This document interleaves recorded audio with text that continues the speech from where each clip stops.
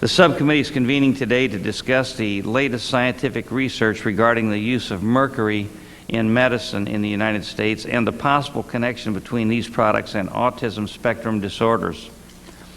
The subcommittee will also discuss the need for further research to determine the biological basis of autism and how the federal government is working to decrease the occurrences of this health epidemic in the United States.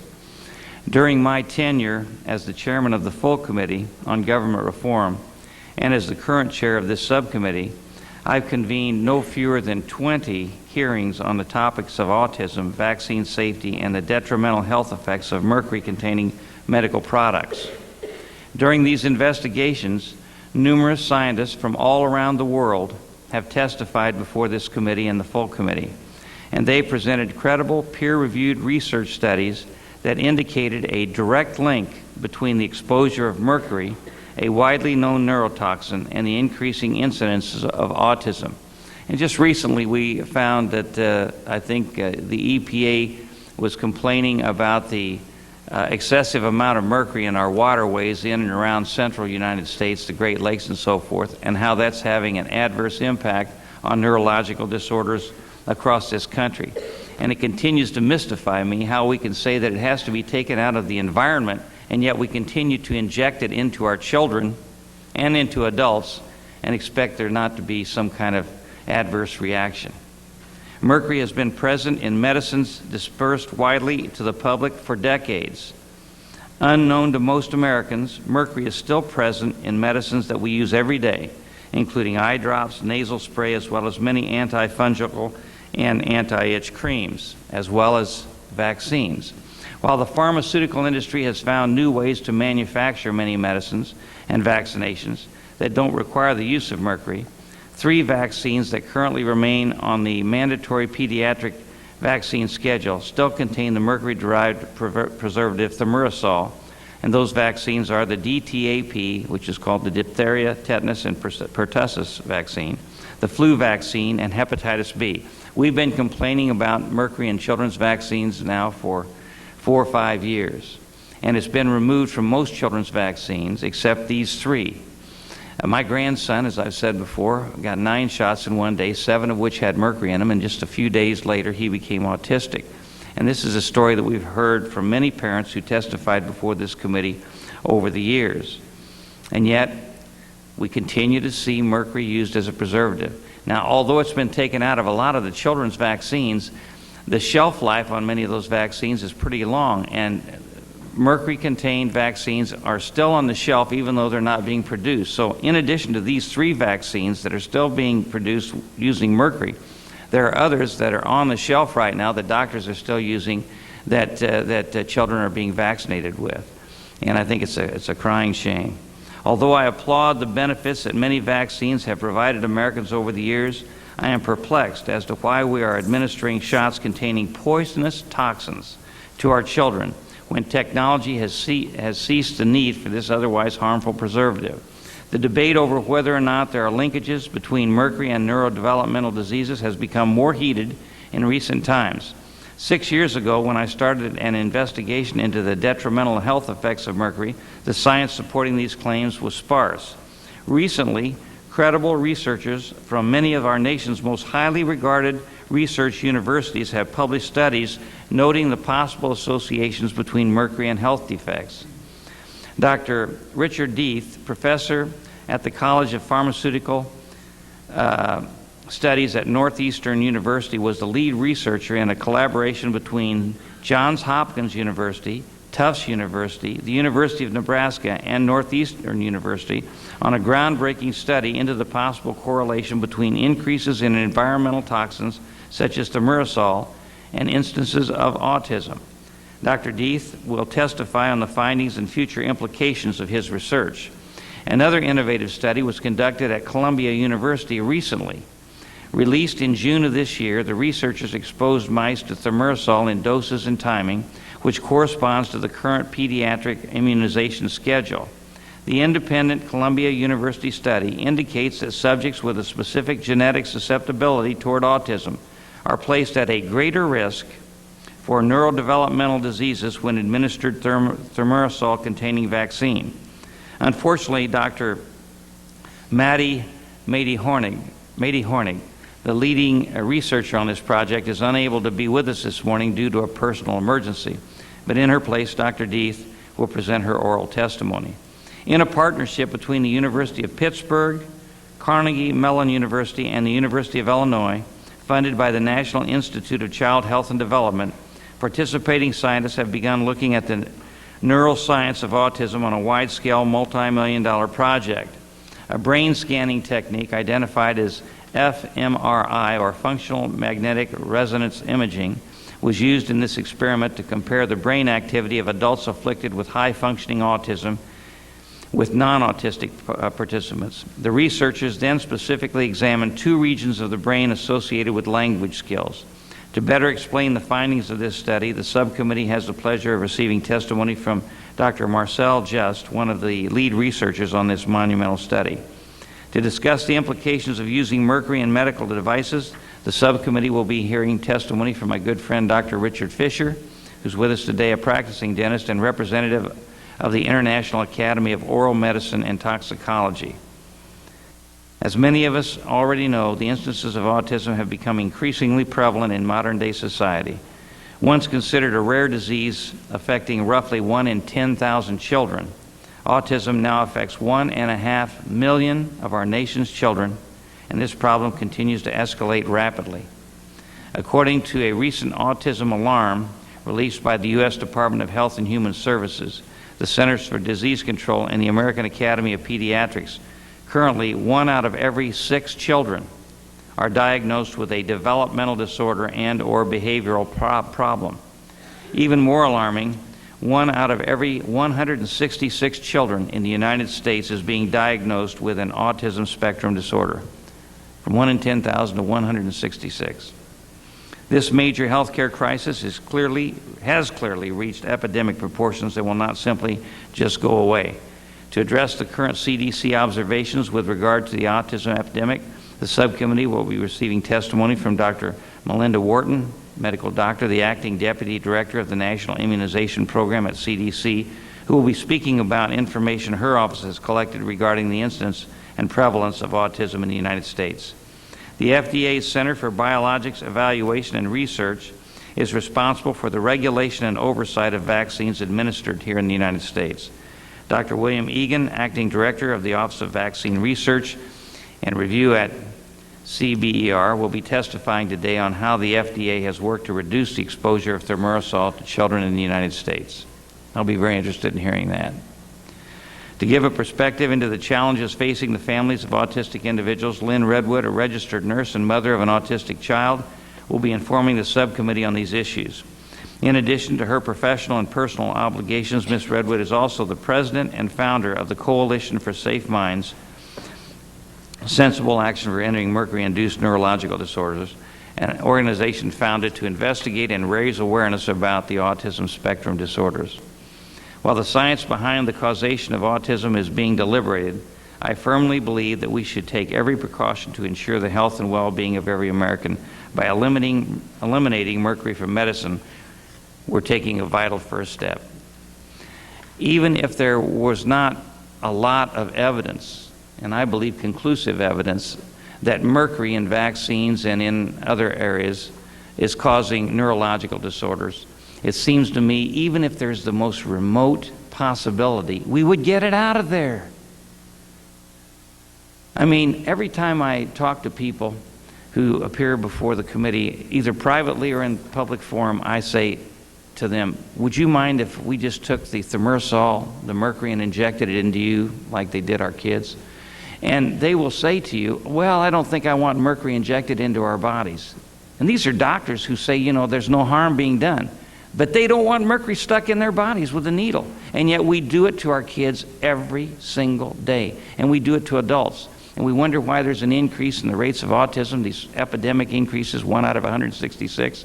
And we wonder why we see more and more people coming down with Alzheimer's disease. And we find out that mercury's in the environment, and they're saying that we've got to get it out of the environment because of the problems with the neurology of our population. And yet we continue to put it into our bodies with needles. I just don't understand it. But in any event, I look forward to hearing the testimony from our witnesses. And with that, Ms. Watson, it's nice to see you. As usual, you look very fashionable today. I want to thank our chairman very much and for pursuing this particular topic, and I join him as a committed ally. So over the last several years, our chairman has investigated potential health problems associated with the use of mercury in medicine, including the use of a mercury-containing preservative in vaccines called thimerosal, and the use of mercury in dental amalgams. These are issues that I have been involved with for a long time, and I understand the paramount importance of having vaccines and dental amalgams and dental materials that work. Vaccines save thousands of lives every year, and poor oral health is a major cause of suffering in this country. But the question is whether we can achieve these goals without using mercury, a known neurotoxin. Now, let me start with dental amalgam, an issue that has been of major concern to me for years. Over the last century and a half, mercury-containing amalgam has been the most widely used dental device in the United States. Yet, important studies about the safety of amalgam, including some underway at the National Institutes of Health, have not been completed. Why? In 1992, I authored a bill that passed the California legislature requiring disclosure of the risk and the efficacies of various types of dental materials. In the past month, the California Dental Board is finally disseminating a fact sheet to inform the public about these materials. This is an important step forward, and I commend them, but more needs to be done for the law to be fully implemented. Chairman Burton and I have corresponded with the Food and Drug Administration on the subject of dental amalgam, and we're trying to determine why the FDA has failed to put dental amalgam into a particular class of medical devices. I am pleased FDA is represented at this hearing today, and I would hope that the representatives would address this issue. I am also interested in hearing about progress in research on dental amalgam, including studies that were discussed at previous meetings this committee has held. In addition to hearing from FDA, I look forward to Dr. Richard Fisher's testimony on the regulatory status of dental amalgam. Now, let me now turn to the issue of vaccines. Since our last meeting, the Institute of Medicine released a major report investigating a potential link between thimerosal in vaccines and autism. The Institute of Medicine reviewed published and unpublished studies and concluded that available evidence favors rejection of the theory that thimerosal in vaccine causes autism. Some scientists and parents have expressed concern about this report, and today we will hear from several scientists who have conducted recent research on thimerosal or on autism. Some of this research was considered by the Institutes of Medicine but did not figure prominently in its report. The testimony today should be very enlightening and interesting. A timely concern relates to the use of mercury in flu vaccines. Flu kills tens of thousands of Americans every year, and protecting infants, children, and adults from this deadly virus is essential. At the same time, I think we all can agree that it would be ideal for the flu vaccine to be mercury-free. So I'm interested in hearing from those who will be presenters today.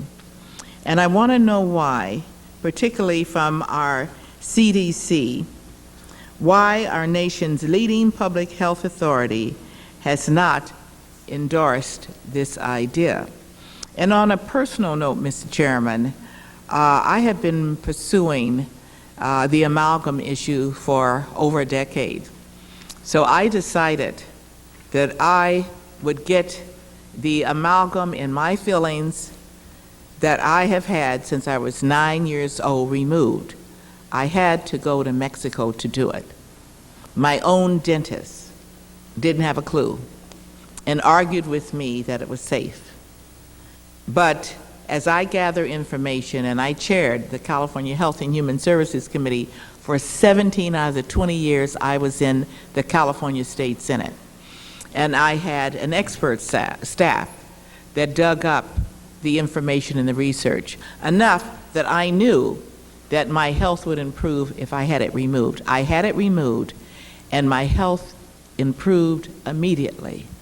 Went back over the border to the U.S., had dental work, and I have a temporary covering that has amalgam in it, and I can see the difference in my complexion and my look. I was being poisoned, Mr. Chairman, all of those years by the amalgam vapors that were escaping because the tooth next to it was pulled and it leaves exposure.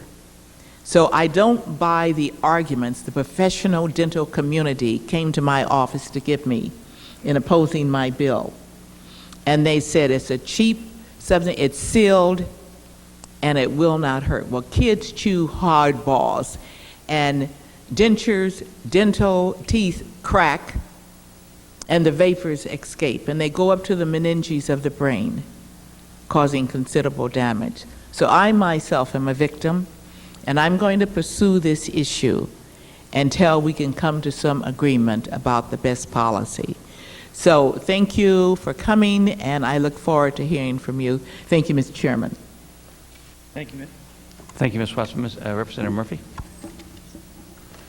Thank you, Mr. Chairman. As you know, I'm not a member of this subcommittee, although I'm a member of the full committee, and I appreciate the opportunity to sit on this with you. And rather than take time now, I will like to go on and listen to the witnesses today. Thank you, sir. Very good. Thank you.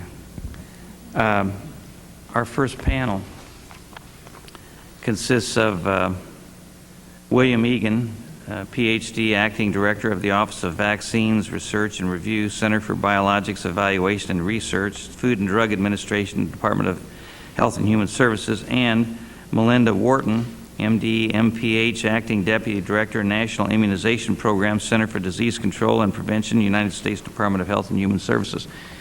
And I presume you have somebody there with you that you'd like to... Who else do we have there? Dr. Egan, Melinda Wharton, and Dr. Boyle? Yes, Dr. Colleen Boyle from CDC is here with me as well. Okay. And will she be testifying as well? She is available to answer questions should there be questions that fall in her areas of expertise. Okay. Would you please rise and be sworn? Do you swear to tell the whole truth and nothing but the truth, so help you God? I do. Thank you. Seated. Okay, Dr. Wharton, would you like to start? Good morning. Can you turn your mic? Your mic isn't on. I'm sorry. Pull it closer to you if you would, too. Good morning. I'm Dr. Melinda Wharton, Acting Deputy Director of the National Immunization Program at the Centers for Disease Control and Prevention. Thank you for the opportunity to testify today on CDC's vaccine safety research activities, particularly those regarding thimerosal-containing vaccines and autism. I'm sorry, you have a very soft voice. Could you just pull the mic real close to you there? I'm accompanied today by Dr. Colleen Boyle, Associate Director for Science and Public Health with CDC's National Center for Birth Defects and Developmental Disabilities, who is here to help answer questions on CDC's autism-related activities. CDC understands that autism can be a devastating illness that impacts families and caregivers alike. CDC joins with other federal and state agencies and other partners in the continued search to learn more about the causes. Autism spectrum disorders are a group of lifelong developmental disabilities caused by an abnormality of the brain. The most recent data suggests that between 2 and 6 children per 1,000 have autism spectrum disorders. However, one of CDC's goals is to obtain better information on the incidence and prevalence of these disorders. The emotional, social, and economic impact on families of children diagnosed with autism spectrum disorders is often devastating, and the cost to the nation in human and economic terms is substantial and needs to be better documented. The Department of Health and Human Services is dedicated to finding the answer to what causes autism and how it can be prevented. There's a great deal of ongoing research throughout the various public health agencies. While my focus today is on vaccine safety-related issues, it should be noted that the Department of Health and Human Services has established an Interagency Autism Coordinating Committee, or IACC, composed of representatives from various federal agencies as well as 4 members of the public. The IACC's mandate is to enhance coordination of autism-related activities of these federal agencies, from biomedical research to service delivery. Immunizations are one of the great public health success stories of the 20th century, having made once common diseases like diphtheria, measles, and mumps diseases of the past. Vaccines are now available to protect children and adults against 15 life-threatening or debilitating diseases. This has reduced cases of all vaccine-preventable diseases, for which children are now routinely vaccinated, by more than 97% from peak levels before the vaccines were available, saving lives and treatment and hospitalization costs.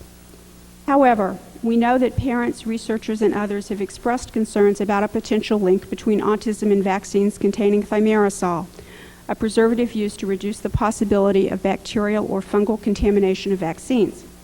Other than minor effects like swelling and redness at the injection site due to sensitivity to thimerosal, there's no definitive evidence of harm caused by the amounts of thimerosal in vaccines.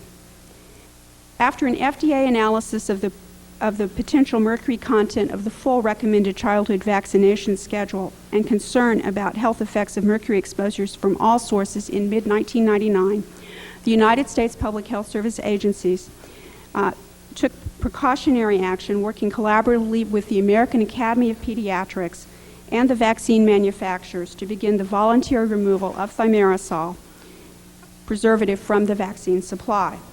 While the risk of harm from exposure to thimerosal in vaccines was only theoretical, the decision was made as a precautionary measure. The elimination of mercury from vaccines was judged a feasible means of reducing an infant's total exposure to mercury in a world where other environmental sources of exposure are more difficult or impossible to eliminate.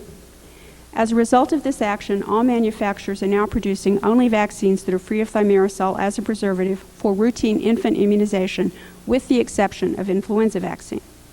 As of January 14, 2003, the final lots of the routinely recommended infant vaccines that contained thimerosal as a preservative, with the exception of influenza vaccine, expired. CDC is actively involved in detecting and investigating vaccine safety concerns and in supporting a wide range of vaccine safety research to address safety questions. CDC developed the Vaccine Safety Data Link project in 1990 to better enhance the understanding of rare adverse effects of vaccines. This project is a collaborative effort utilizing the databases of large health maintenance organizations. The database contains comprehensive medical and immunization histories of approximately 7.5 million children and adults. The VSD enables vaccine safety research studies comparing the incidence of health problems in unvaccinated and vaccinated people. CDC recognizes the importance of data sharing when questions are raised regarding a particular study's design or methodology. Therefore, CDC has worked with the participating HMOs to determine how their clients' personal medical records can be maintained confidentially while still allowing for external researchers to reanalyze the data from studies which have been conducted through the VSD. As a result, CDC has developed a data sharing process operated by the National Center for Health Statistics designed to allow independent researchers to replicate or conduct a modified analysis of a previous VSD study while maintaining the confidential nature of the data. Another critical part of our vaccine safety efforts is the objective scientific evaluation of safety concerns by independent experts. In collaboration with NIH and other public health service agencies, CDC requested the Institute of Medicine, one of the world's preeminent medical organizations, to conduct independent reviews by objective, highly qualified scientific experts to determine whether the available scientific information tends to show or does not tend to show vaccines played a role in causation, the level of public health priority and concern the level of public health priority the concern should receive, and recommendations for research. As you all have already noted, in May 2004, the IOM Immunization Safety Review Committee updated its previous report regarding vaccines and autism based on the additional studies that have been done on the topic since its 2001 report. The IOM concluded that thimerosal-containing vaccines are not associated with autism, that hypotheses regarding a link between autism and thimerosal-containing vaccines lack supporting evidence and are only theoretical, and that future research to find the cause of autism should be directed toward other promising lines of inquiry that are supported by current knowledge and evidence and offer more promise for providing an answer. CDC takes the issue of vaccine safety very seriously and has initiated several studies that addressed IOM recommendations in its previous report. The first study, the thimerosal screening analysis in the VSD, was started in the fall of 1999. The VSD was used to screen for possible associations between exposure to thimerosal-containing vaccines and a variety of outcomes. In the first phase of this study, the CDC used data from the 2 VSD HMOs with automated outpatient data. An association between cumulative exposure to thimerosal and tics was found in 1 HMO. At the other HMO, slightly increased risks of language delay were found, but there was no increased risk of tics. In the second phase of the investigation, CDC investigators examined data from a third HMO with similar available automated vaccination and outpatient databases to see if these findings could be replicated. Analyses of these data using the same methods as the first study did not confirm results seen in the first phase. To determine if these associations are real or occur by chance, the usual scientific approach is to conduct other studies to confirm or not confirm the initial results. No statistically significant relationship between autism and thimerosal was found in any of CDC's analyses of the VSD data. The findings from this study were published in Pediatrics in November. CDC and VSD researchers remain committed to clarifying the results encountered during the VSD screening analysis, and therefore a follow-up study is being conducted. This study will be designed to assess whether neurodevelopmental disorders confirmed by uniform neuropsychologic testing are associated with thimerosal exposure. Approximately 1,100 children between the ages of 7 and 9 randomly selected from the 4 VSD HMOs based on thimerosal exposure during the first 7 months of life are being evaluated. All of the children will be assessed using a standard set of neuropsychological test batteries. Data collection is nearing completion, and the testing has been completed and medical records are now being reviewed. Preliminary study results should be available in the spring of 2005. The Vaccine Safety Data Link and Autism study is a case control study that will begin data collection this fall. Autism cases identified through the review of automated medical records from 3 VSD HMOs will be assessed using standard autism assessment tools. CDC is also funding a follow-up study of a group of Italian children who had participated in a prior DTaP trial in the 1990s in which thimerosal exposure was randomly allocated. The children will be evaluated similarly to as we're doing in the follow-up study. Testing of the children will begin in the fall. While we remain vigilant to assure the safety of vaccines, we also must remember that vaccines benefit the public by protecting persons from infectious diseases and their consequences. Continued high vaccination rates are crucial to prevent the spread of diseases such as measles, pertussis, and rubella among U.S. children. From 1989 to 1991, a measles epidemic in the United States led to more than 55,000 cases of measles and more than 11,000 hospitalizations and 123 deaths. The outbreak stopped only when vaccination coverage increased. Thus, if preschool vaccine coverage drops substantially, large measles outbreaks are likely to occur once again. The threats posed by vaccine-preventable diseases are known and real. The viruses and bacteria that cause vaccine-preventable diseases still circulate in the United States and around the world. Maintaining vaccination coverage and high levels of immunity are crucial to protect the U.S. population and to continue progress toward elimination of diseases that at one time caused millions of infections in the United States each year and that globally remain the leading causes of death. CDC remains committed to collecting accurate data on the prevalence of autism, conducting public health research on autism, and conducting studies on vaccine safety. Vaccines are one of our most valuable weapons against disease and have afforded to us one of our proudest achievements in public health. Autism research and monitoring will continue to be high priorities for CDC. Such efforts will be essential in answering key questions about whether autism is increasing over time, determining the causes of this condition, and ultimately developing prevention strategies. In addition to these critical efforts, we also realize the need to act on existing science to improve the lives of children already living with this condition by promoting developmental screening and intervention. We want each child to be born healthy and to grow and develop to their full potential. Thank you, Mr. Chairman and members of the committee, for the opportunity to testify before you today. Dr. Boyle and I will be happy to answer any questions that you may have. Thank you for your testimony. Everybody knows the value of vaccinations, and every time you testify, you tell us how valuable they've been, and we already know that. We're not here to say that vaccinations aren't important. They're very important. They've given us the highest quality of life of any civilization in the history of mankind. That ain't what we're talking about.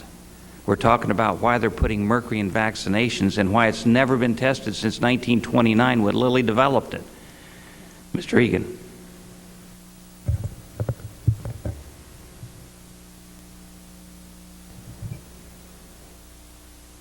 Mr. Chairman and members of the committee, I am Dr. William Egan, the Acting Director for the Office of Vaccines Research and Review of the Food and Drug Administration Center for Biologics Research and Review. CBER's Office of Vaccine Research and Review is responsible for the regulation and oversight of vaccines in the United States. On behalf of the FDA, I appreciate the opportunity to participate in this hearing as the committee explores the hypothesized link between thimerosal and vaccines and autism. I want to assure the committee, the public, and the parents who are here today that FDA takes this issue and their concerns very seriously. As you know, vaccines have contributed to a significant reduction in many childhood diseases such as diphtheria, polio, measles, and whooping cough. And it is now rare for American children to experience the devastating effects of these illnesses, and infant deaths due to these diseases have essentially disappeared in countries with high vaccination coverage, such as the United States. As a recent example, prior to the introduction of a vaccine in 1985, an estimated 20,000 cases of invasive Haemophilus influenza type B disease, primarily meningitis, occurred each year in the United States. Now, because of widespread vaccination, the number of cases of invasive Hib disease has decreased by more than 98%. In the U.S., Hib disease had been the leading cause of acquired mental retardation. Although vaccines have contributed greatly to the health and well-being of our children, we must nonetheless be vigilant of any potential safety concerns that are related to these vaccines. In response to Section 413 of the Food and Drug Administration Modernization Act of 1997, FDA conducted a review of, among other things, the use of thimerosal in childhood vaccines. This review led to the realization that some children, during the first 6 months of life, may receive amounts of ethyl mercury from the preservative thimerosal in excess of EPA guidelines for methyl mercury, although not the guidelines from either the ATSDR or the FDA. Although there were no known risks from these levels of thimerosal in vaccines, the Public Health Service, along with the American Academy of Pediatrics and the American Academy of Family Physicians, felt that it was prudent to reduce childhood exposure to mercury from all sources, including vaccines, whenever possible. Consistent with this goal, FDA has encouraged and worked with manufacturers to develop new vaccines and new vaccine formulations that are either thimerosal-free or contain only trace amounts of thimerosal. We are pleased to report that FDA actions have resulted in a marked reduction in thimerosal exposure from vaccines. At this time, with the exception of the influenza vaccine, and I will address this vaccine in a moment, all of the routinely recommended pediatric vaccines, DTaP, hepatitis B, the pneumococcal conjugate vaccine, IPV, the Hib conjugate vaccine, MMR, and varicella that are currently manufactured for the U.S. market are either thimerosal-free or contain only trace amounts of residual thimerosal. As just noted, the exception is the inactivated influenza virus vaccine that has only recently been recommended for routine use in a pediatric population 6 months through 23 months of age. FDA has approved 2 preservative-free formulations of the inactivated influenza vaccine containing only a trace of mercury from thimerosal. One of these formulations is approved for use in the pediatric population. The other is not. It's for children above the age of 4. The 2 licensed manufacturers of the injectable influenza vaccine also do market this product in a thimerosal preservative-containing formulation.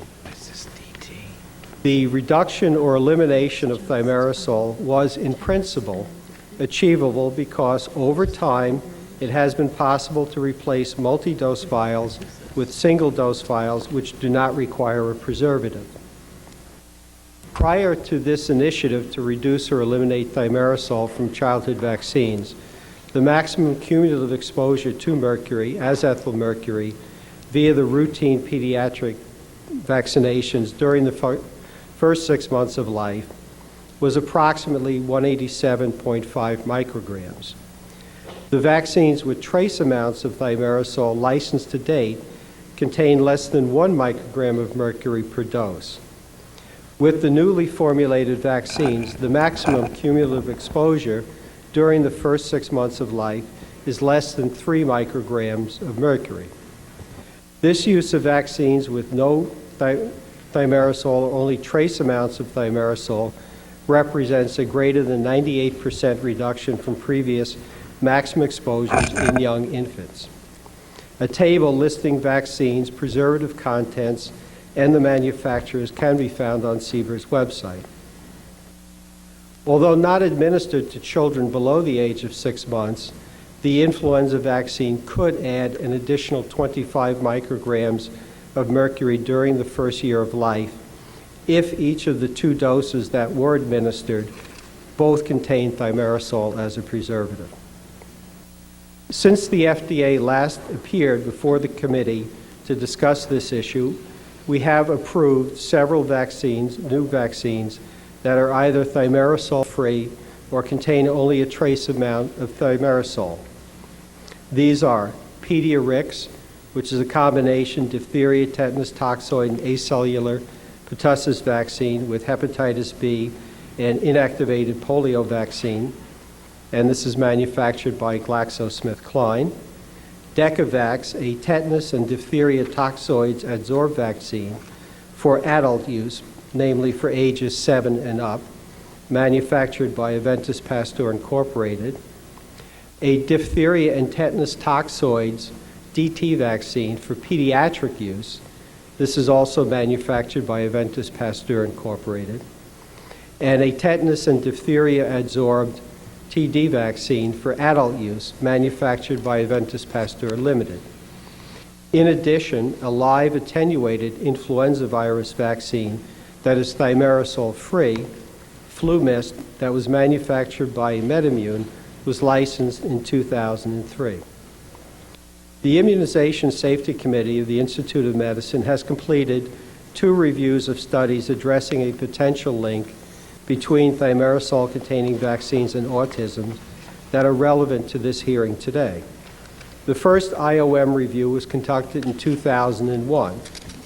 In 2001, based on the data then available, the IOM concluded that the body of data was inadequate to either accept or reject a causal relationship between thimerosal-containing vaccines and neurodevelopmental disorders, including autism. The committee, prompted by an accumulation of new data, re-reviewed this issue of a potential causal relation between thimerosal-containing vaccines and autism in 2004. How many studies were doing? Based on a review of the full body of data, which include epidemiological studies from the United States, Denmark, Sweden, and the United Kingdom, the committee concluded, and I quote, "Thus, based on this body of evidence, the committee concludes that the evidence favors rejection of a causal relationship between thimerosal-containing vaccines and autism." The FDA has succeeded in reducing children's exposure to mercury from vaccines during the first 6 months of life and continues to work towards reducing everyone's thimerosal exposure through vaccines. With the exception of the inactivated influenza vaccine, which just this year was added to the list of routinely recommended pediatric vaccines, all routinely recommended licensed pediatric vaccines that are currently being manufactured for the U.S. market contain no thimerosal or only trace amounts of thimerosal. FDA, together with our colleagues within the other HHS agencies, will continue to study data relating to the incidence and etiology of autism. I'd be happy to respond to any questions from the committee. Thank you, Dr. Egan. You quoted the IOM study. I understand there were 14 or 15 studies that were included in that research that they did. One was from Denmark. The government of Denmark, as I understand it, administers these vaccines over there. And if they admitted that there was a problem with the mercury in the vaccines, the government could be held liable. Is that not correct? I don't know what the liability issues are. Well, in any event, they have a vested interest in it. There were 5 studies that were pretty much discounted by reputable groups that said that there was a causal relationship between the mercury in vaccines and autism that were discounted by the IOM. And it has been the opinion of not only myself but other members that the pharmaceutical industry has a great deal of influence on a lot of these decisions, and as a result, we continue to see reports come out saying, oh, there's no relationship between the mercury in vaccines and autism. And yet we've gone from 1 in 10,000 children that are autistic to, according to CDC, 1 in 166. Is that not correct, Dr. Wharton? Yes, and our written testimony is at 2 to 6 per thousand was our recent study in Atlanta. 2 to 6 per thousand. That's Yeah. correct. Well, it was 1 in 10,000 before, and according to what we got from CDC, it's 1 in 166 now. That's for all autism spectrum disorders. For autism, our report that was published last year was 3 per thousand. What defined the difference between the 1 in 166 and the 2 in 10,000, or 2 in 1,000? Define the difference? Yeah, what's the difference? One includes a much narrower definition, autism. The other one includes pervasive developmental disorders and other issues such as Asperger's syndrome. It sounds like to me you're mincing words. The fact is, more and more kids are being damaged and becoming autistic. Is that not correct? The rate of autism does appear to be higher than it was, as you mentioned earlier. Yeah. Is mercury considered a toxic substance? Yes. It is? Yes. Is it considered a toxic substance? Yes. Okay. Do we still allow it to be put in thermometers? Do we put it in thermometers anymore? I remember we used to, when we were kids, we didn't know about it. We'd play with that mercury. Is it available like that anymore? I actually don't know. You know? I don't think I've seen them. But The answer, I think, is no. I think they're in the blood Yeah. pressure devices, but I'm yeah. not sure. Well, that may be. Yeah. I know I have a friend that works in the things that set the heat in your house, and they're going to try to get the mercury out of those because it's toxic and because they put it in landfills when they don't work, and it gets into the water system and the water supply, and it leaches into people through the water. And we just got the report from the Great Lakes, I think, that there are unsafe levels of mercury in our water. So mercury is a toxic substance. And you keep talking about thimerosal. We're talking about mercury. Mercury is a part of the thimerosal. So when we talk about, when you give your testimony, I just assume you say mercury instead of thimerosal. Thimerosal is a way to kind of cover up that it contains mercury. What level is safe? Now, you gave us an amount, Dr. Egan. What level is safe? Well, I can only quote the different guidelines that have been put forth on the basis of a number of studies. What studies? That were conducted by the studies in the Seychelles, studies that were in the Faroe Islands. And it shows what level estimates from accidental mercury exposures. So what level is safe? Well, there are various levels for different purposes. Does it vary from person to person because of their ability to reject or live with it? Yeah, there's certainly differences between people and between a developing fetus and a child. Okay, so there's really no real scientific evidence that says this amount of mercury in a person's body is safe and this amount is not safe from person to person. Well, I guess the guidelines that the EPA got were 0.1 micrograms of mercury per kilogram of body weight per day. That's kind of subjective, though, isn't it? I mean, I don't understand how they came up with that.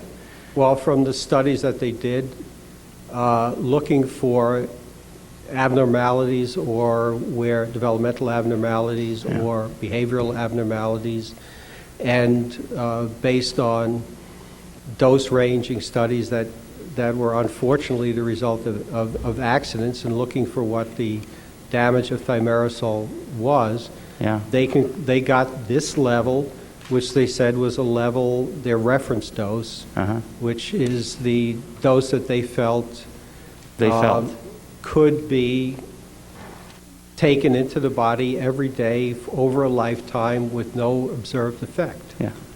Has thimerosal ever really been tested? Has thimerosal ever been tested by our health agencies? It's been only there were those early tests that you know of that were done by Lilly. And when was that test done? That was done in 1929. Yes. And okay, well, let's follow up on that. In 1929, they tested this on 27 people that were dying of meningitis. All of those people died of meningitis, and so they said there was no correlation between their death and the mercury in the vaccines. That is the only test that's ever been done on thimerosal that I know of. Can you think of any other? No, in people, no. Except for accidental exposures, overexposure. Okay, so we have mercury that's being put into people's bodies in the form of this preservative, and has been since the 30s, and it's never been tested by our health agencies. And yet, you folks come here and you testify that there's no conclusive evidence, and the IOM says they favor, get this, they don't say they're sure, they say they favor rejection of a causal relationship between mercury and autism and other neurological disorders. Nobody ever gives a categorical statement. No, mercury does not cause this. No, it doesn't.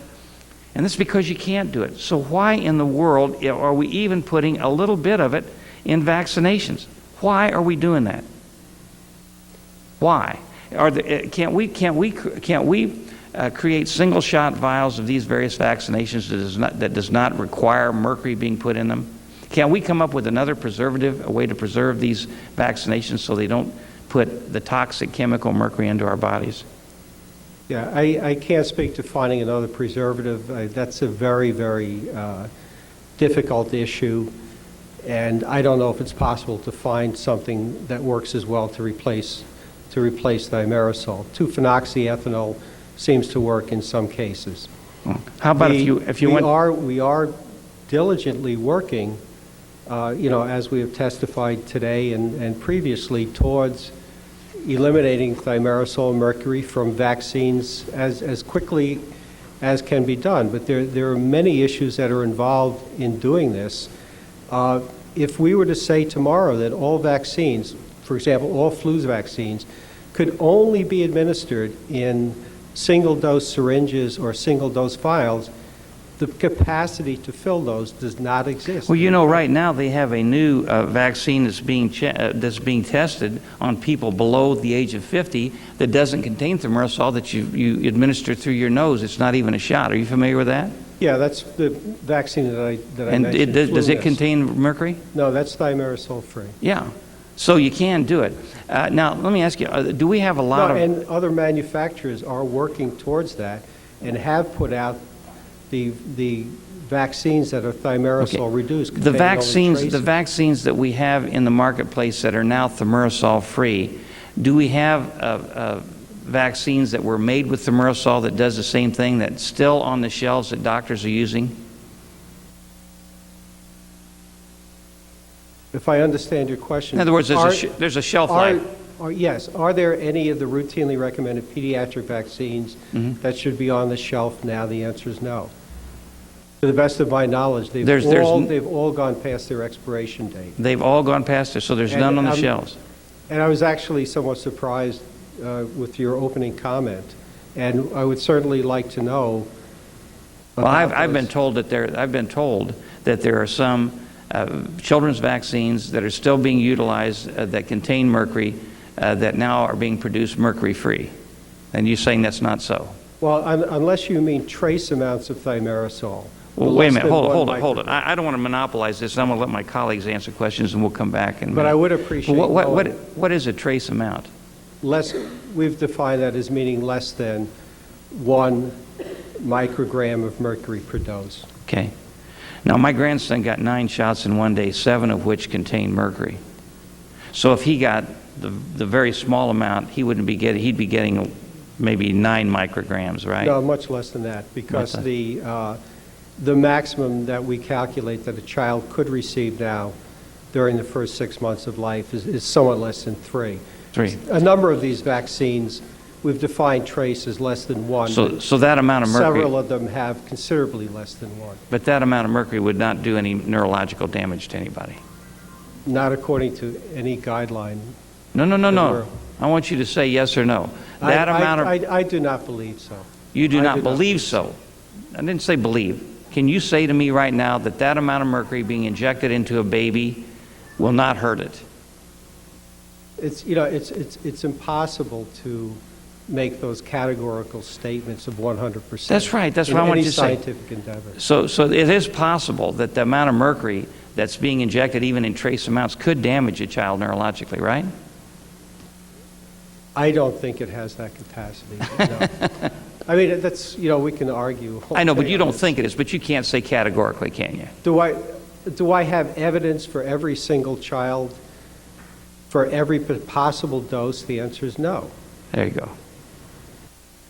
Let me yield to Ms. Watson, then I'd like to ask a few more questions after my colleagues ask questions. Thank you. In the state of California, we had Proposition 65 of a decade ago that lists the kinds of toxins that are available in the environment, and the goal of establishing the list was to be sure we diminish the risk that citizens are under by being exposed to these toxics.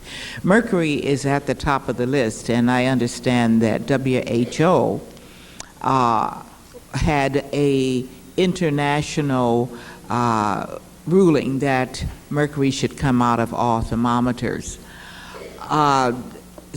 Congressman Burton and I have sponsored H.R. 1618 to phase out mercury-based fillings and to ban their use immediately for children and pregnant women. As far as can be determined based on scientific evidence at this point, that even trace elements can do harm in the fetus. And I understand mercury is biocumulative. So what are the safe dosages or the safe amounts to use in dental amalgams or fillings? Can either one of the three or any of you respond? Yeah.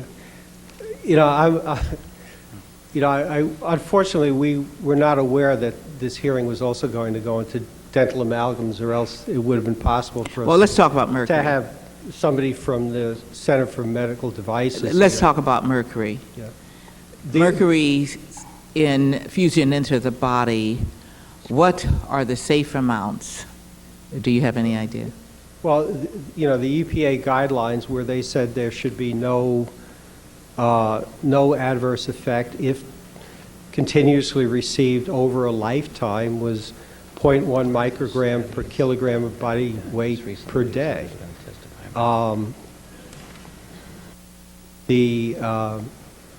And that was designed to protect the developing fetus, which they felt, and I think rightly so, was much more sensitive to any potential harm. The ATSDR and FDA standards guidelines are somewhat higher.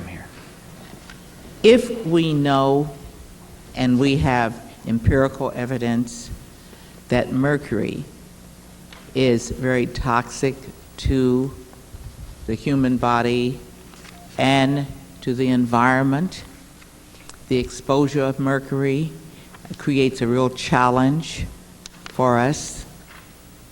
Why is it that we don't eliminate it from all products that are ingested or used internally? And we have a whole different set of issues, the external or getting rid of mercury.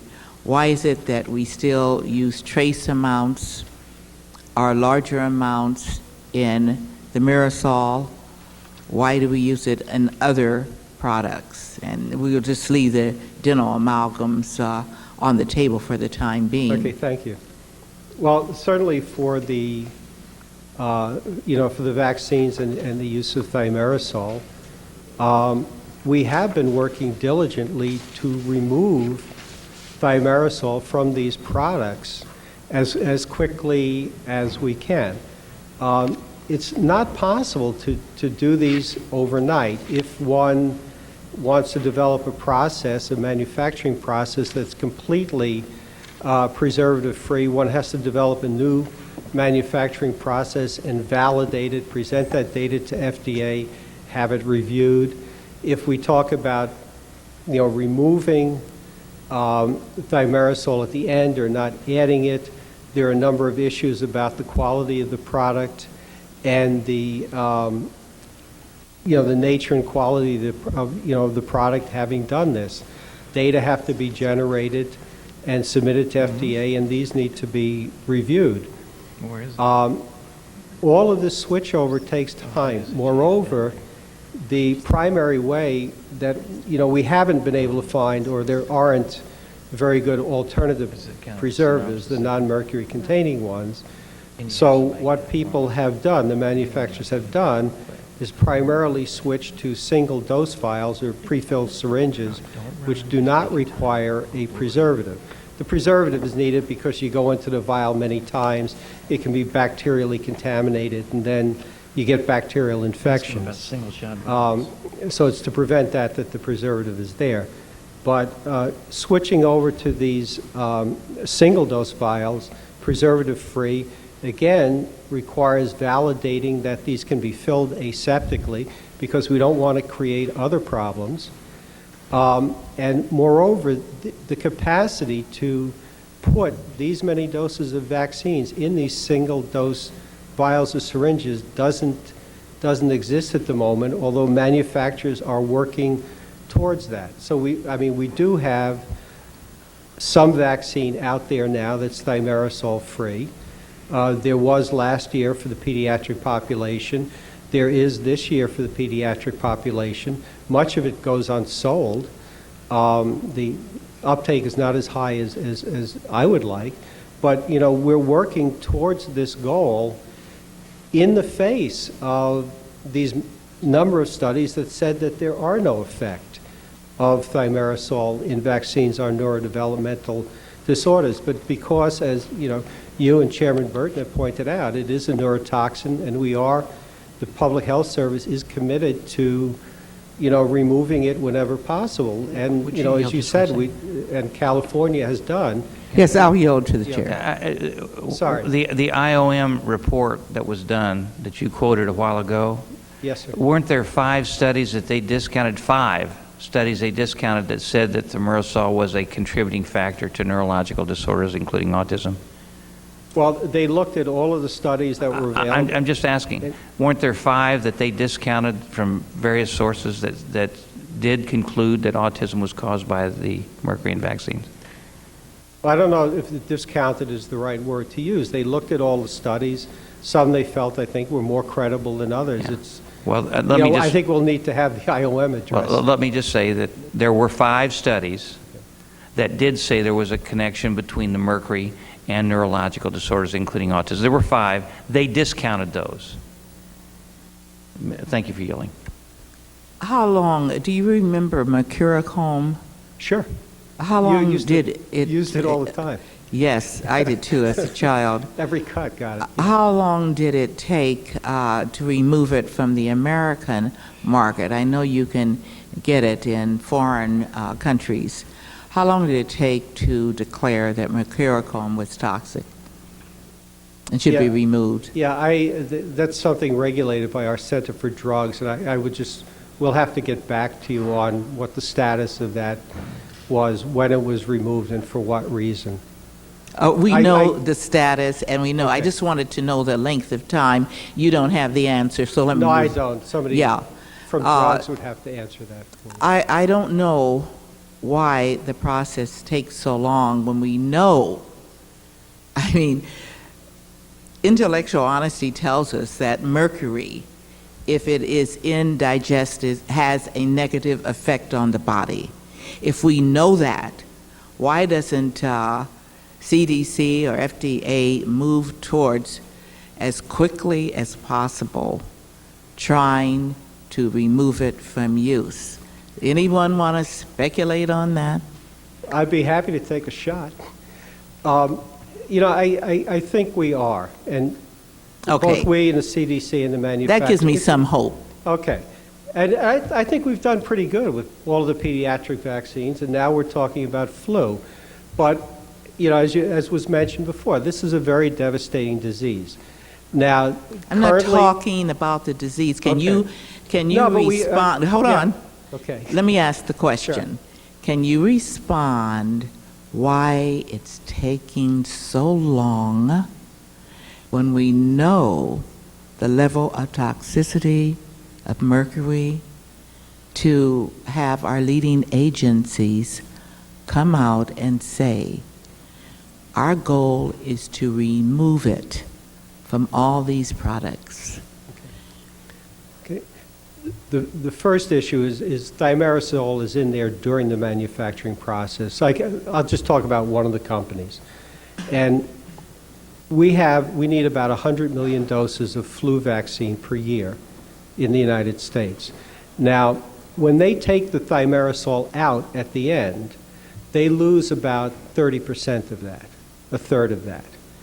So that would mean that if we said we could only have the thimerosal reduced vaccine containing a trace, we would have much, much less vaccine available, maybe 70 million doses instead of 100 million doses.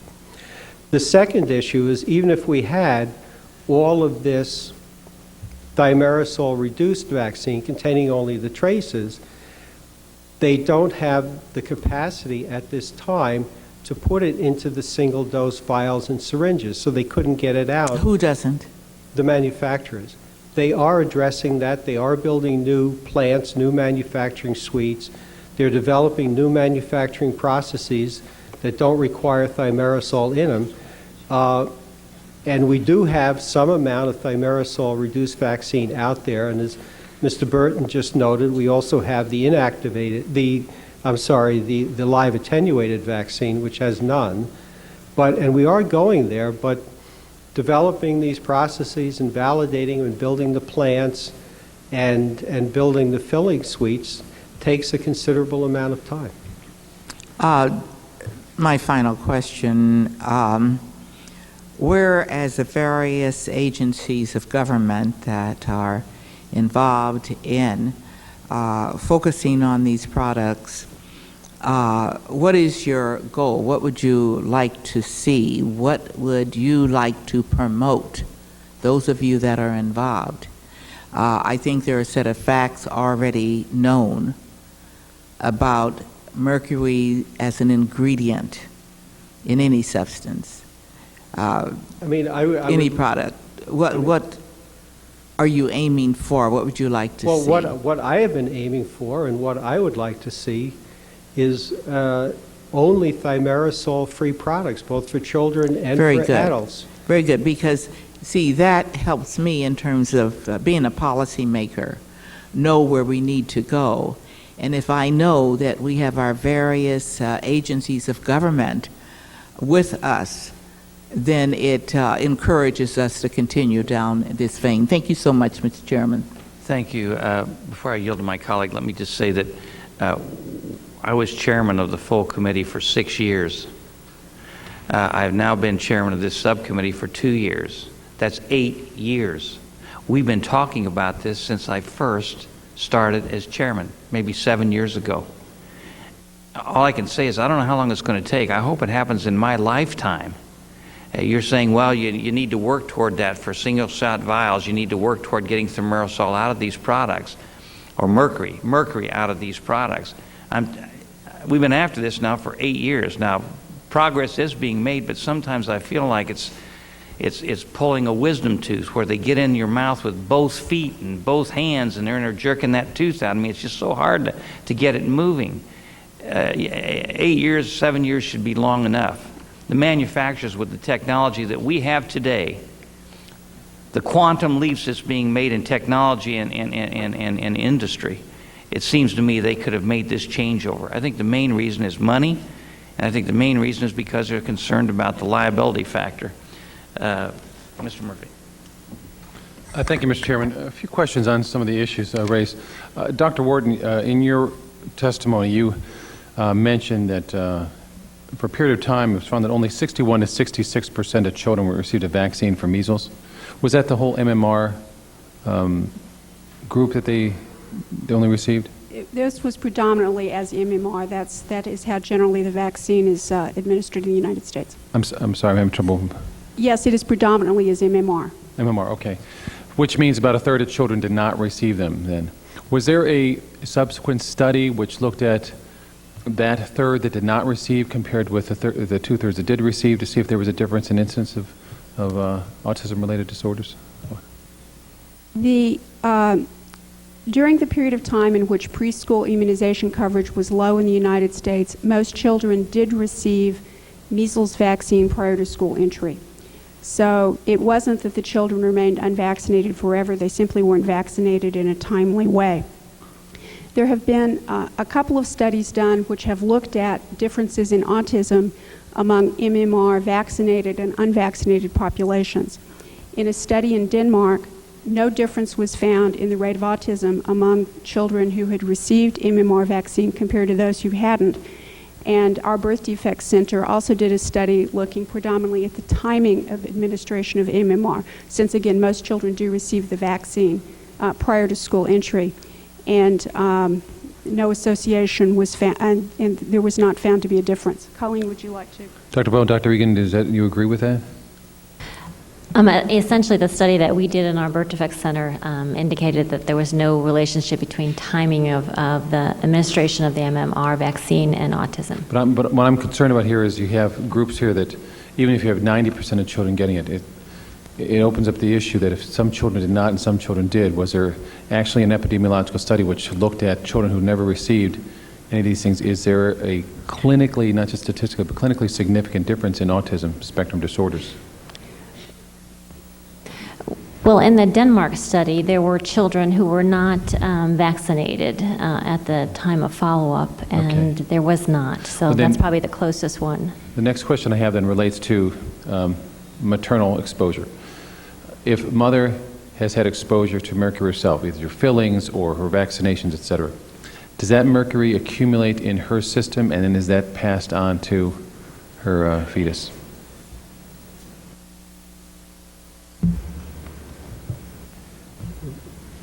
Maybe I can comment a little bit on what I know, which is not complete, but there is mercury that will go to the developing fetus, and that's why the EPA set their guidelines so low to protect the developing fetus. The second thing is that mercury is excreted. So it does not remain. There's a couple of things here, and I understand the EPA is looking at such things as fish and other foods a mother may eat during pregnancy, but I'm wondering if she had been exposed when she was a child and other things that she ate, and even let's say she stopped before pregnancy, does mercury accumulate in her system, and is that passed on? So even if that baby never was exposed to mercury, will some still be passed on to her from her own childhood and early on in her life. Yeah, I don't know the whole pharmacokinetic. And obviously, I only want you to speak to what you scientifically can No, verify. I don't know, sorry. I know that we are doing some work in our National Center for Environmental Health on this issue in terms of looking at actual exposures from elemental mercury, which would be mercury from amalgams. Okay. And this is where it raised the question if there was a link between mercury, that if there were some that she has from amalgams or from her own childhood too, that I think it'd be important for us to find out if there were links there. Is it safe to say we don't know this yet, or do we I have would some say sense it's of that? safe to say we don't know. We're conducting a very large study in a number of areas in the country, and that would be one of the issues to address, both environmental sources of mercury as well as medical sources. And would that then confuse or confound any ability to draw conclusions then from what I mentioned before, that if there were children who did not receive MMRs and those that did, then I'm wondering if that would confuse our results, being able to clearly delineate distinctions between those children who did and did not have autism spectrum disorders based upon exposure to mercury during immunizations. Well, it is true that in many of the epidemiologic studies, you're unable to completely account for these other sorts of exposures because they're very difficult to quantify or estimate, things that have happened previously. But in order for it to influence the results of the study, the exposure needs to be different in the vaccinated and the unvaccinated group. If it's randomly allocated, it really shouldn't affect the results much. And there is not any particular reason to think that those exposures would have been different among, for instance, in the study in Denmark, Well, now, those families who vaccinated or did not vaccinate their child. but you all testified to the point that the mercury is being removed from many vaccinations, and so now there are more and more children being vaccinated with virtually no immunization exposure to that. That's only a couple years old now. How long has it been? 2003, I think it was? Well, this started in 1999 Okay. when Merck produced the hepatitis B, which is the vaccine that's given at birth, that they came out with their thimerosal-free version, and then in March of 2000, GlaxoSmithKline, their version, which was thimerosal reduced. And these have been phasing in since 1999. And you're correct, it's been the last couple of years where it's been completely free. But it started decreasing in 99, 2000, 2001. Now, I know from my own clinical practice as a psychologist, sometimes you can begin to detect autism spectrum disorders very early in a child's life, 1.5 or 2, in some cases even younger. And some children, you'll need to do it at later ages, 4, 5, at 6, et cetera, for the higher functioning Asperger's types. Is someone conducting these studies now, following up these children, and do we have any preliminary results?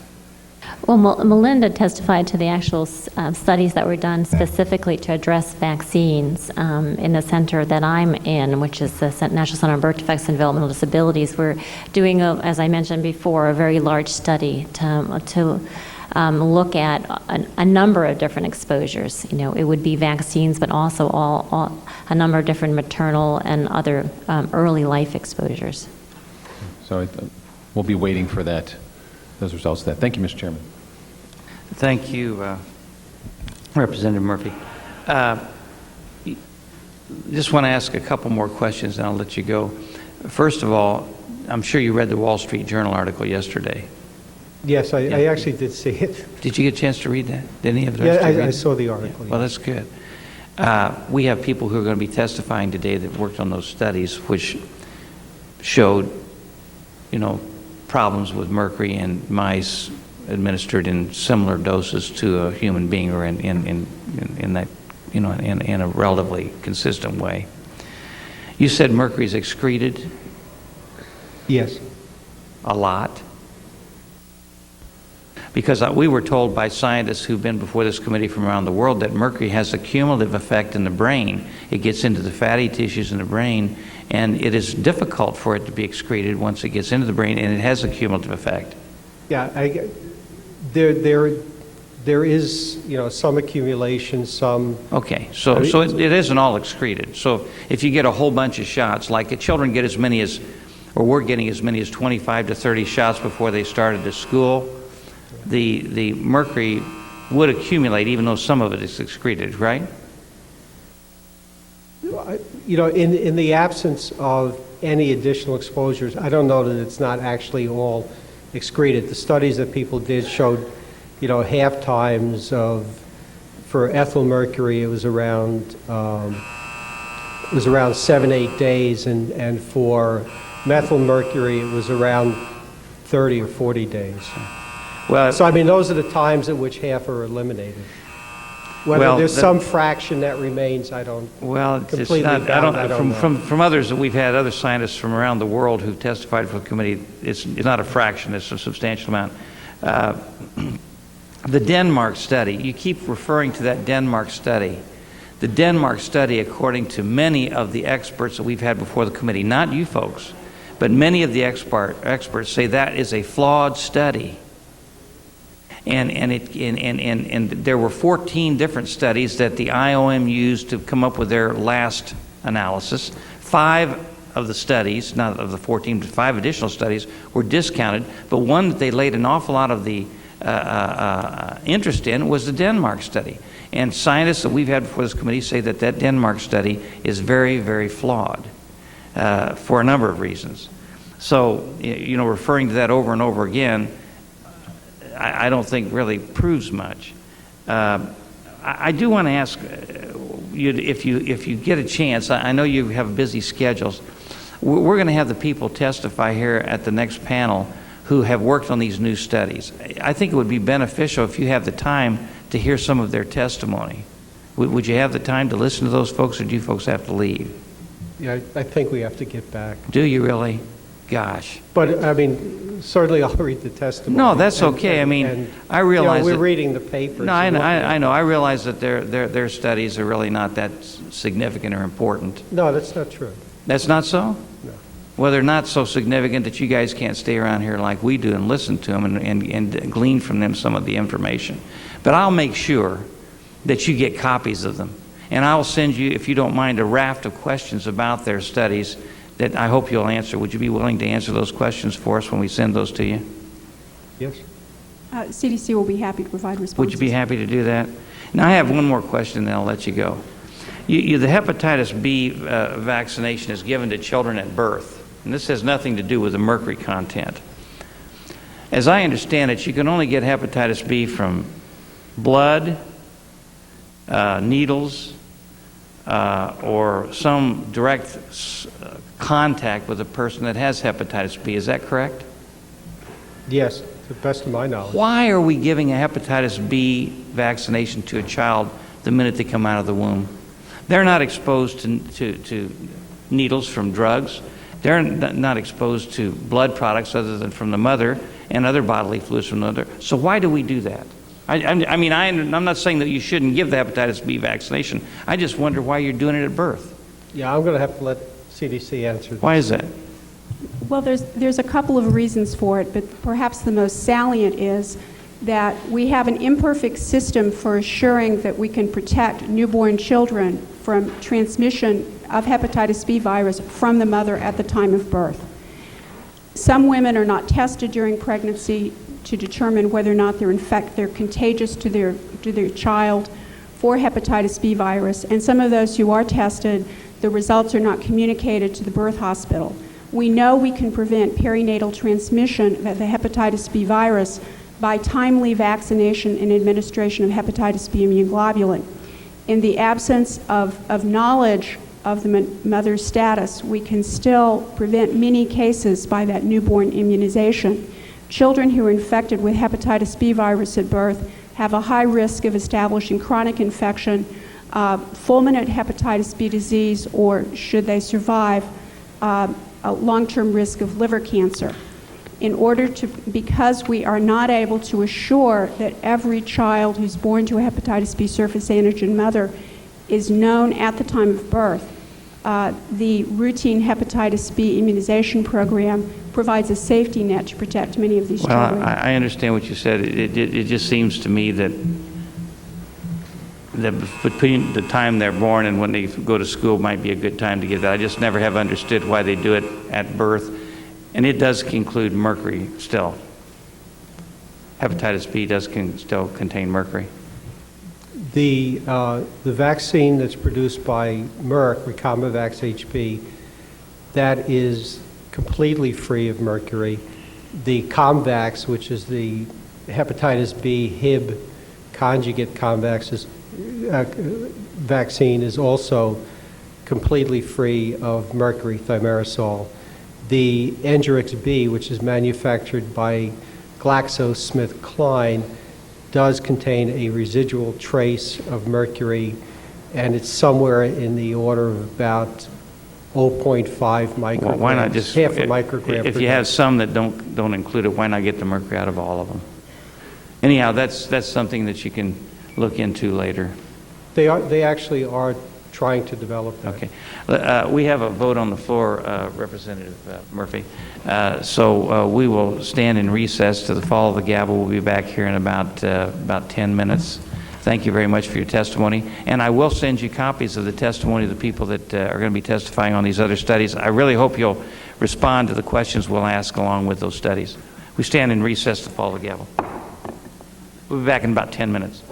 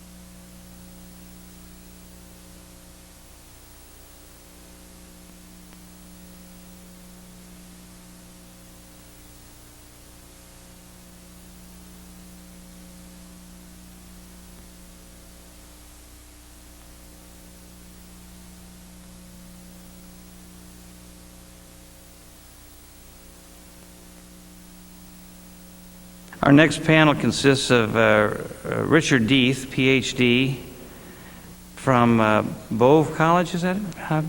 Bove College, I'm sorry, Bove College of Health Sciences, Department of Pharmaceutical Services, Northeastern University. Marcel Just, Ph.D., D.O., Head Professor of Psychology, Director of the Center for Cognitive Brain Imaging at Carnegie Mellon University. Richard Fisher, DDS, International Academy of Oral Medicine and Toxicology, Annandale, Virginia, and my good buddy who takes care of my teeth and makes me look halfway decent, which isn't easy. And Lynn Redwood, RN, MSN, President of Safe Minds. Would you please stand so you can be sworn? You swear to tell the whole truth and nothing but the truth, so help you God? Thank you. Is this the order here? Okay, according to my expert here, Mindy, she says we should start with Richard Deeth. So, Dr. Deeth, would you like to start? And if we could, I know that you're probably going to go over, but if you could keep your comments to close to 5 minutes, I'd really appreciate it. I'll do my best. Thank you. And thanks to you, Chairman Burton, for the opportunity to testify today about our thimerosal-related research that we do at Northeastern and its significance for autism and understanding autism. At the outset, I have to say that there is indeed a molecular cause for autism, and as a result of it being molecular, you're going to have to tolerate my talking about molecules for the next 5 minutes here, and I trust that you'll forgive me for that. The primary goal of my research and that of my close collaborative colleagues is to find the cause of autism so that we can use this information to identify effective treatments for autistic children. And I'm pleased to say that we've made progress on understanding the disease and also on the treatment. The molecular problem at the heart of autism appears to be a process known as methylation. Now, methylation means the transfer of single carbon atoms or methyl groups between molecules. And this process is highly sensitive, as it turns out, to heavy metals, and it also turns out to be particularly sensitive to thimerosal. If I could have the next slide, please. At the heart of the methylation process is the methionine cycle shown in this slide here. And our lab has been studying the role of methylation in mental illnesses. Methyl groups are brought to this methionine cycle that's at the bottom of this slide by the folate pathway that's shown at the top of the slide. And the key enzyme that brings the methyl groups to the pathway is called methionine synthase.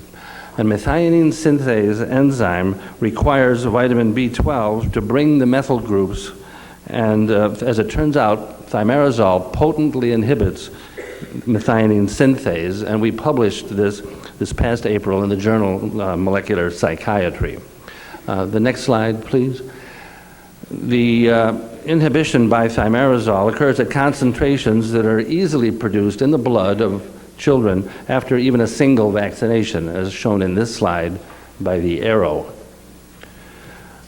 Now, we now know that thimerosal inhibits this enzyme, methionine synthase, by blocking the formation of the active form of vitamin B12, which is known as methyl B12, or also as methylcobalamin. If I could have the next slide, please. The next slide just outlines the pathway here, and what it shows is that cobalamin, or B12 forms that we take in either by the diet or from vitamin pills, have to first be converted to active methyl B12 before they can be used. And as summarized in my written testimony more extensively, thimerosal blocks the first step in this synthesis of methyl B12, and as a result, it inhibits methylation. Now, in neuronal cells, methylation can be stimulated by the neurotransmitter dopamine, and this appears to be important for normal attention and the capability for normal attention. Thus, ADHD, attention deficit hyperactivity disorder, and autism are manifestations of what happens when methylation is impaired in the brain. Next slide, please. Now, recently, Dr. Jill James measured the blood levels of methionine cycle metabolites in children with autism.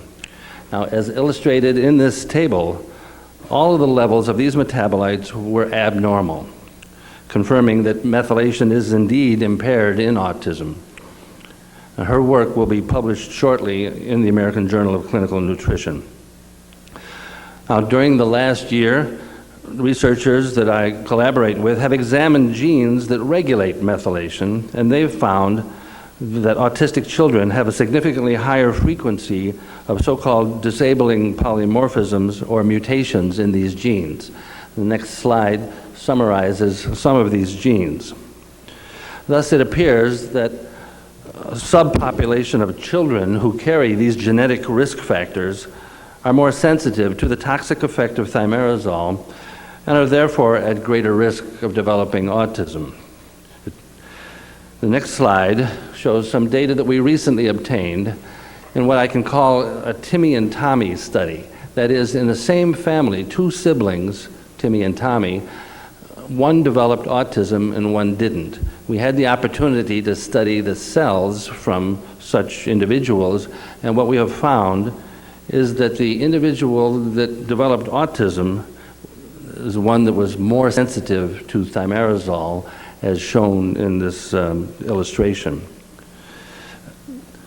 The good news that goes along with the knowledge of this mechanism is that metabolic interventions which augment methylation are proving to be effective treatment for autism. These treatments include methyl B12 itself, which can produce dramatic improvements in some kids, as first reported by Dr. James Newbrander. In other words, thimerosal is a toxin that inhibits methyl B12 synthesis. If I could have the next slide, this lists some of the treatments. Thimerosal is a toxin that inhibits methyl B12 synthesis, and while giving methyl B12 turns out to be an antidote for this toxin. While further work is needed to identify the optimum treatment for autism, these early clinical findings are encouraging. Next slide.